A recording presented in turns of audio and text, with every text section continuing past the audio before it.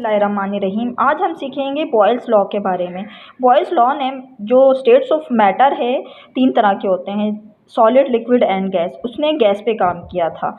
अब इसमें Boyle's law ने 2 चीज़ें बयान की हैं। सबसे नंबर 1 है वॉल्यूम, दूसरा है प्रेशर, और टेम्परेचर को रख दिया उसने कांस्टेंट। ठीक है, टेम्परेचर क्या है? बेसिकली आग है, उसको रख दिया है कांस्टेंट।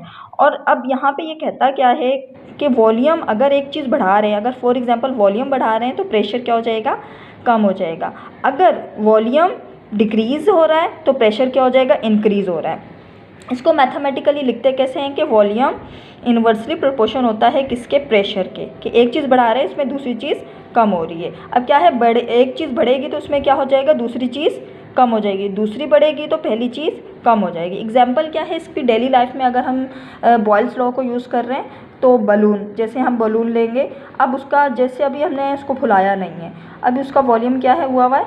कम हुआ हुआ है, तो उसके प्रेशर क्या हो जाएगा? बढ़ेगा, क्योंकि हम उसके अंदर गैस फिल कर रहे हैं, उसमें गैस डाल देंगे तो प्रेशर क्या होगा? बढ़ रहा है। अब इसी तरह अगर तो उसका वॉल्यूम बढ़ जाएगा, जैसे ही बलून हमारा फुल हो गया गैस से, तो क्या होगा? उसका प्रेशर कम हो जाएगा। तो प्रेशर हमें कम लगाना पड़ रहा होता है ना, जब हम मुंह से ही गुब्बारे को फुला रहे होते हैं। और दूसरी एग्जांपल है हमारे पास एरोसोल कैन, जिसको स्प्रे गन भी कह रहे होते हैं। घर में हम लोग कपड़े इस्त्री करने के लिए यूज़ कर रहे होते हैं, तो उसमें भी जैसे ही हम लोग प्रेशर लगाते हैं तो क्या होगा? उसके अंदर गैस बनेगी।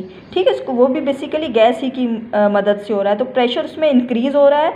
जैसे ही प्रेशर इंक्रीज़ हो जाएगा, वॉल्यूम क्या हो जाएगा? उसका डिक्रीज़ हो जाएगा एरोसोल कैन का।